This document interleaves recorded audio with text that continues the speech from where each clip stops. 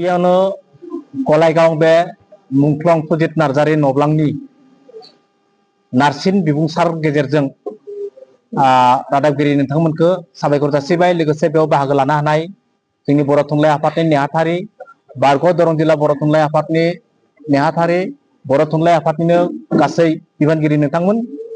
जों दिनै भेरगाव जिल्ला बर' थुनलाइ आफादा बेखौनो बुंगोन दि सोलिफु 2025 मायथाइनि 14 एप्रिल खालाराव आसामनि राव बिखान्थि आरो बेखौ मावफुंनायनि सोमोन्दै आसामनि मानगोनां रायजो बेंगिरिजों फोसावजानाय बिथोनखौ गोथौयै नोजोर होदों बर' थुनलाइ आफादा।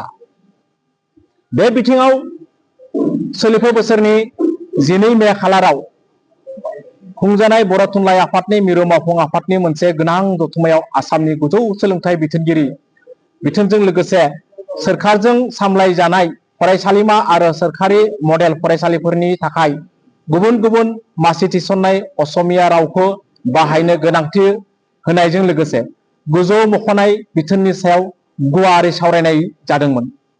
जथुम्मायाव बे बिथोनखौ मावफुंनो लानायखौ गोख्रोङै हेंथा खालामदों जोंनि भेरगाव जिल्ला बर' थुनलाइ आफादजों लोगोसे बर' थुनलाइ आफादा।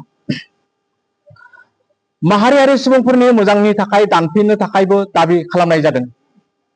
बे बिथोननि फिथाइ महरै भारतारि संबिजितनि 8थि फारिलाइनि सिङाव गनायजानाय आरो आसामनि लोगो रावारि राव महरै गनायथि मोननाय बर' रावनि थामोनथाखो बिटिआर ओनसोलावल' सिमा होनानै थामोनथाखो नागिरदों आरो बे बिथोननि दारै आसामनि गुबुन गुबुन मैखोम थानाय जायगायाव गुबैयै BKWSC ओनसोलाव बेनि बाहायथिखौ गैया खालामनो नाजादों आसाम सरकारा।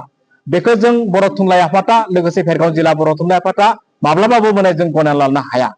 गोनांदि 1913 मायथाइनि आसामाव बर' बिजोंजों जौगानायनि उननिफ्रायनो सोरखारा मोनब्रै रावारि खान्थिखौ मावफुंनो मोननै बिजों गायसननाय, साख्रियाव असमिया रावखौ गोनांथार खालामनाय आरो बर' बिजोंनि फरायसालिफोराव असमिया बिजोंनि फोरोंगिरिफोरखौ नारसिननानै थिसननाय बादि जेंनाफोरखौ सुस्रांनो थाखाय गोबां सावरायनाय जादोंमोन बर' थुनलाइ आफाद आरो आसाम सरकारजों। नाथाय बर' थुनलाइ आफादा आसाम जुडिसियेल सार्भिस आनजादाव बर' रावखौ बान्स आयदा थिसननाय होनाय दाबि दैखांनायावबो सरकारा बेखौ गोनांथि सानासै आरो फेहेराखिसै, जायनि जाहोनाव बर' राव थुनलाइ आरो हारिमुनि मोनथायाव खैफोद सोमजिदों। बर'नि आबहावा बिखायाव मख'जाथावदि बर' हारि आरो बर' राव थुनलाइ आफादा जेब्लाबो गुबुन हारिनि राव थुनलाइ आरो हारिमुखौ मान होबोदों आरो होबोबाय थागोन।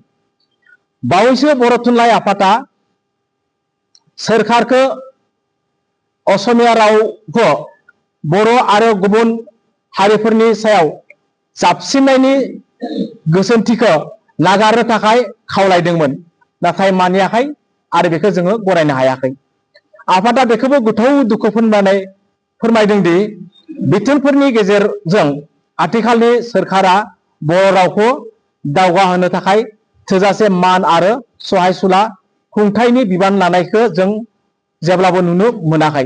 जातीयताबाद मोनसे हानजानि मुलाम्फाखौबो गोसो गोथारै आबुं खालामगासिनो दं। बर' थुनलाइ आफादाबो बेबादि आरजाथाइ सोरखारि बिथोनफोरखौ हेंथा होलायबाय थागोन। बेराफारसेथिं गेदेमा बर' हारिनि राव आरो थुनलाइखौ